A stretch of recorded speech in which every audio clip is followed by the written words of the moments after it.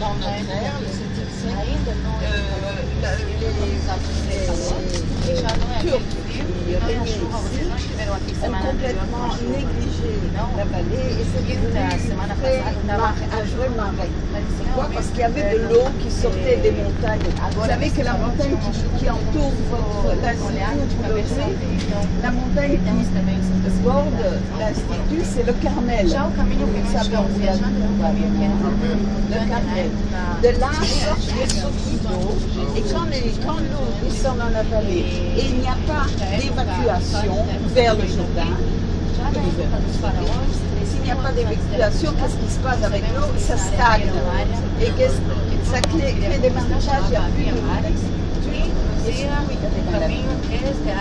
alors quand à la fin du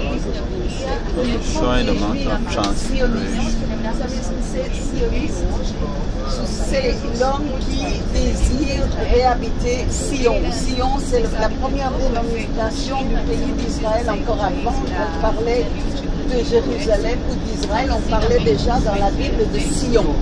Le mot Sion est mentionné déjà en Exode. Encore avant qu'on parlait, parce que d'abord le pays s'appelait Canaan, et Sion était la maison de Dieu. Mais la parole de Dieu sortira de Sion. Sion, c'est d'Israël.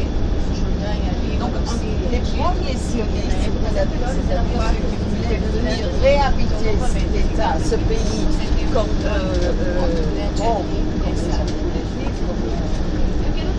demeure pour les Juifs, les premiers qui sont venus, ils avaient un gros boulot à rendre la terre fertile. La terre fertile négligée pendant 2000 ans d'exil, il y avait des marais et des déserts. Regardez la carte, 60% du pays. 60% du pays, c'est du désert. Or, il y a marqué dans la Bible le désert fleurira. Et aujourd'hui, le désert fleurit. Il y a une grosse agriculture qui est dans le désert. Pareil pour cette vallée qui était un marécage. On a commencé à évacuer l'eau vers le Jourdain en faisant des canaux ou en faisant des réservoirs d'eau tout l'été. Parce qu'en été, il n'y a pas de pluie pendant 9 mois avant. Donc en été, on utilise l'eau pour récolter en hiver. Et vous allez en voir, plutôt des flaques d'eau. Et c'est comme ça que la vallée est redevenue super fertile. Il y avait un autre problème qu'il fallait faire face quand on avait marais et les gens veulent s'installer là pour assécher les marais. Qu'est-ce qui se passe? Quel genre de maladie vous connaissez aussi dans votre pays? Fallu. Le malaria. Fallu. Donc c'est ici que s'est installé un médecin qui a fait un rêve et c'était de trouver un remède pour la malaria. Et en réalité, il n'existe pas de vaccin. Mais ce qu'on peut faire, c'est assainir les bactéries. Assainir le vaccin. La moustique transmet la maladie. Alors il s'est installé dans son laboratoire qu'un des plus grands d'Israël, à Foula, vous êtes en train de la terre. Avant la journée, on est jamais assez peut-être qu'on ne passera pas à Foula et c'est pendant un truc qui s'occupe de tout. Parce que c'est une méthode assez de rendre la terre fertile et les méthodes de ce qui est fouillé, éliminer la malaria ont été inventés pendant ces années-là. C'est en 1910 que le premier kibbutz fut créé. Vous savez, c'est parce que vous logez dans un kibbutz. C'est une communauté de gens qui ont tout mis ensemble dans le même groupe. Très facile de procéder. Quand on ne possède rien, c'est facile de partager. Il venait des persécutions en Pologne, en Europe, en Allemagne, en Russie. Je parle encore de la deuxième moitié du XIXe siècle. En 1910, chegar para os persas. Hoje são os iranianos, que hoje são os malucos da época, mas naquela época eram teus ou bien par contre, o imperador persa deixa os judeus voltar da il y a des Babilônia, frontières avec os ces sicilianos da Babilônia vão construir o segundo templo. Ces gens-là ont dit parfois ce sont les fous. Au lieu de s'installer confortablement dans une ville qui était en train de se créer, qui s'appelle Tel Aviv, il y a dans une ville qui existait, qui était Jérusalem, où on pouvait s'adonner à l'étude, parce que c'est ça le désir de chaque religieuse, se consacrer à l'étude. Non, ils sont venus s'installer dans ces régions très malsaines et dangereuses. Os gregos são pagãos, todos aqueles naquela época que não eram judeus. No ano 167 antes da era cristã, vai começar uma rebelião muito famosa. Não sei se vocês ouviram falar da rebelião Cassioneia. Os macabeus, ele vai se rebelar contra os gregos. Não vai expulsar os gregos daqui, mas vai ter uma autonomia judia deles. Por 100 anos vai ter uma autonomia. Até que no ano 63, antes da era cristã, os gregos já vão entrar fracos, mas sabe, já sossegados, já não vai ter essa alerta começa. E os judeus vão brigar entre eles, vão brigar nessa época de fraqueza. Au début, on avait même dit qu'on n'aurait pas d'enfants parce qu'on ne peut pas élever des enfants dans cette région. Mais la nature fait ce qu'elle fait et il y a quand même des enfants qui sont nés. Alors les enfants étaient les enfants de tout le monde. Ils voyaient papa, maman pendant 3 ou 4 heures par jour. Et pour le reste, ils étaient les enfants de tout le monde. Ça, c'était le début. Vai ampliar o templo e o templo vai virar uma coisa enorme, gigante, de muita vai ser o mesmo tempo que Jesus vai ir depois na Páscoa para brigar com os adolescentes. Na época romana, Jesus vai nascer, Jesus vai morrer na época romana. E vão ter muitos acontecimentos importantes. 70 anos depois, a era cristã dentro desse tempo romano e a destruir o segundo templo. Vous avez déjà été à alors vous aurez à voir là-bas la surprise de voir des gens qui en fait se matériel. Alors que maintenant, quand on va construire, os primeiros cristãos já começam a divulgar essa nova ideia. Paulo, Pedro, tem muita lição dessa época. parce que nous arrivons dans une volcanique. 224. Nous sommes sur la ligne vai chegar aqui Constantino. Constantino vai ser imperador romano antepassados dele. C'est une cassure géomorphologique dans la Terre. De 5000 km commence e a mãe dele, Santa Helena, vai ir pela Terra Santa, achar todos et qui descend pendant 5 km jusqu'au lac de vai construir et 10% de Israël, nós estaremos vendo, por exemplo, hoje, c'est-à-dire que toute a segunda igreja que teremos, a igreja da et multiplicação dos toutes pães, les montagnes, teremos les vallées, mosaicos que foram la rivière, parce que la rivière, pessoas que foram le lac de Tibériade, par exemple, la mer Morte, ça c'est un résultat de cette cassure. Imaginez une tomate, pas trop mûre, parce que vous laissez tomber par terre avec beaucoup de force, elle va se casser, elle va pas s'écraser, elle va se casser. Ça c'est la faille, c'est une cassure. Ce qui fait que le terrain ici est très volcanique et la pierre qui sort des volcans, la lave qui sort des volcans, quand elle dure quand elle se solidifie, ça devient du basalte. Le basalte, c'est la pierre la plus dure qu'on connaît. Elle est très difficile à travailler et elle est très solide. Eles vão chegar aqui, eles vão reconstruir as igrejas. Très carré. As igrejas vai a expulsão dos muçulmanos e vai começar uma época avec cette pierre. 103 anos no meio, Alors que dans la suite, la pierre claire, até que no ano 1250 eles vão ser finalmente voltados, expulsados por aqui. No ano 1250, na época conhecida como época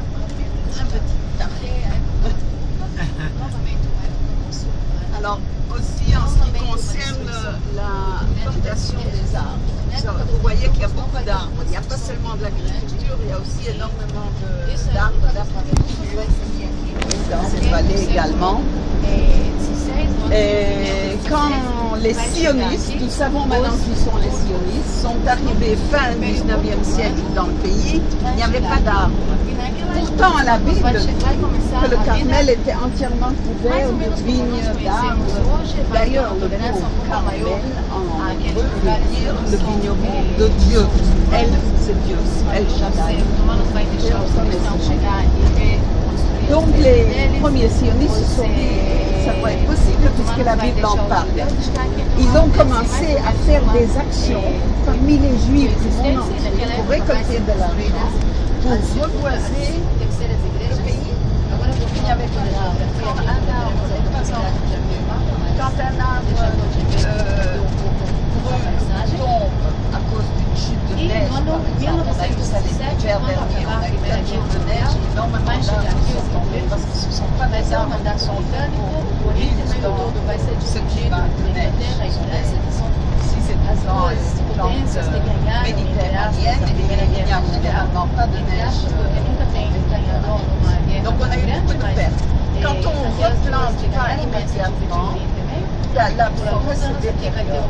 Et puis il y a une autre raison pourquoi la forêt se détériore, c'est qu'en fin du XIXe siècle, les Turcs ont construit le chemin de fer qui reliait l'Égypte à Bagdad. Et pour créer un chemin de fer, des rails. Et de quoi sont faits les rails? Donc ils ont joyeusement coupé tous les arbres, ils ont fait leur chemin de fer, ils n'ont pas replanté. Ce qui fait que quand les sionistes sont venus, qu'est-ce qu'ils ont trouvé? Des marais, des collines nues, complètement déboisées et des déserts. Et en 100 ans, depuis 200 ans, le tout a été remis dans son état original comme la Bible le décrit. La Bible parle de la Galilée qui est fertile. La Bible parle de la Galilée avec les collines, avec les bergers, avec les pêcheurs, dont Jésus allait faire les Donc, on a dû remettre tout ce pays en état après 2000 ans d'exil. 2000 ans, personne ne s'en depuis la destruction du temple et du pays par les Romains jusqu'à la revenue des sionistes. Il y a eu d'autres occupations pendant ces 2000 ans.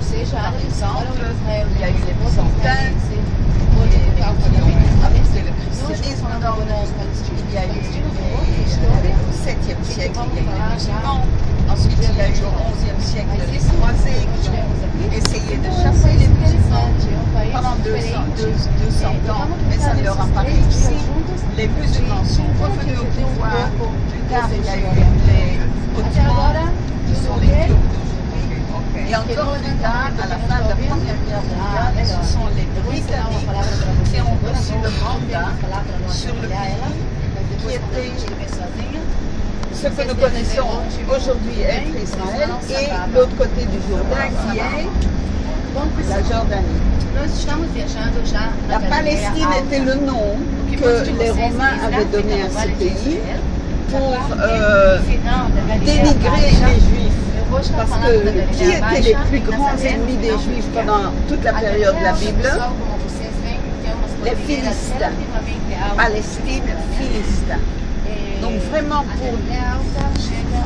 pour dénigrer les Juifs, ils ont barré le nom Israël, ils ont barré le nom Judée, ils ont barré le nom Jérusalem et ils ont donné au pays le nom des Philistins, la Philistine, qui est devenue plus tard la Palestine. Vous comprenez maintenant d'où vient ce nom? Et ce n'est qu'en 1948, il y a 66 ans, que pour la première fois le nom Israël a été redonné à ce pays. Malgré que pendant toutes ces années, tous les religieux juifs et chrétiens lisaient dans la Bible et dans les prières Israël, Jérusalem, Judée, Galilée. Le nom Palestine n'a jamais figuré dans les livres saints. Jérusalem n'a jamais figuré dans le Coran. Est-ce qu'il y a des gens parmi vous qui lisent le Coran? Il y a des gens parmi vous qui lisent le Coran? Oui. Alors, on ne parle pas de Jérusalem dans le Coran. On dit El-Quds, la sainte, la Bible sainte, parce qu'elle est sainte. Les trois religions monothéistes, pour les juifs, parce que Moïse a failli sacrifier son fils Isaac, a été retenu en dernière minute. Ensuite, le roi David qui a construit sa ville, la ville de David. Et en fin de compte, c'est son fils Salomon qui a construit le temple. Cette ville a été la capitale des Juifs jusqu'en l'an 70, quand les Romains l'ont détruite. Pour les chrétiens, la ville est sainte, parce que Jésus parce qu'il a été à son dernier séjour, il a été condamné, il a été et bon, c'est la résurrection à Jérusalem. Et pour les musulmans, El-Quds, dont on parlait chez les musulmans, est sacré parce que Mohamed est monté sur son cheval ailé pour la Pâque, est monté au ciel en compagnie de Jésus et de Moïse et a reçu là de Allah le Coran qui devait remplacer toutes les autres écritures précédentes. Donc pour les trois générations, pour les trois religions monothéistes, c'est l'endroit le plus saint et le plus sacré. Et moi je dis, c'est mon avis personnel, vous n'êtes pas obligé d'être d'accord, que si dans cette ville, Jérusalem, la vieille ville, pas la ville d'aujourd'hui, la ville, le noyau, où on trouve les trois religions qui peuvent se serrer la main, à proximité les uns des autres. Si dans ce petit noyau, on pourrait vivre en paix, il y aurait la paix sur le monde entier. Parce que toutes les guerres et tous les problèmes sont dérivés de la religion, des religions. Et si là, dans ce noyau, on vit en paix, le monde entier sera en paix. C'est pour ça qu'on lit tellement souvent dans les psaumes, priez pour la paix de Jérusalem. Ça veut dire la paix du monde. Moi j'appelle ça le remote control, comme pour allumer et éteindre la télé, hein, de loin. Si là, il y a la paix, tout le reste s'arrangera. Malheureusement, on n'est pas encore en vue de cet événement. Mais qui sait, Dieu nous aidera et ça pourrait arriver. Regardez comme tout est fertile autour de vous. L'arbre que vous voyez le plus, c'est cet arbre gris-vert. Vous voyez maintenant à droite et à gauche. Et c'est l'olivier. L'olivier qui est un arbre sacré. Parce que l'olivier, on le mentionne très souvent dans la Bible, dans l'Ancien et dans le Nouveau Testament, en étant le fruit dont on peut vivre, même s'il n'y a rien d'autre. Les gens, à l'époque, quand ils n'avaient pas de quoi vivre, ils prenaient une cuillère d'huile d'olive par jour, et avec ça, on peut vivre. Je dis pas qu'on vit bien, mais on vit. Il y a mieux. Aujourd'hui, on vit mieux. Avec l'huile d'olive, qu'est-ce qu'on a encore fait? On oint les rois, les prêtres. Avec l'huile d'olive, on allume, on illumine la menorah. C'est le candélabre à 7 branches qui se trouvait au temple à côté du Saint des Saints, avec de l'huile d'olive. Et encore aujourd'hui, l'olivier, l'huile d'olive, c'est la plante la plus populaire en Israël. Elle n'a pas besoin d'eau, elle s'arrange, elle peut s'arranger 3-4 ans sans et donner des fruits tous les 2 ans.